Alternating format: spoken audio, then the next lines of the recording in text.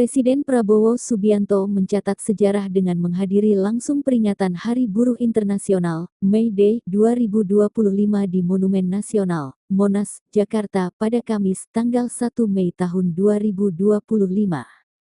Kehadirannya menjadi yang pertama bagi seorang presiden Indonesia dalam 60 tahun terakhir, sejak Presiden Soekarno pada 1965.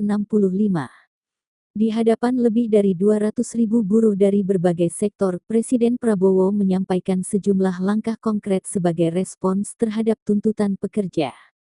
Langkah-langkah yang diumumkan Presiden Prabowo mendapat apresiasi dari berbagai serikat buruh.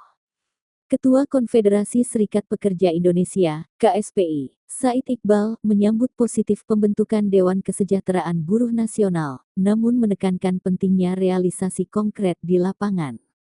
Sementara itu, Eli Rosita Silaban dari Konfederasi Serikat Buruh Seluruh Indonesia, KSBSI, menekankan bahwa dewan tersebut harus benar-benar independen dan berpihak pada buruh, bukan sekadar formalitas.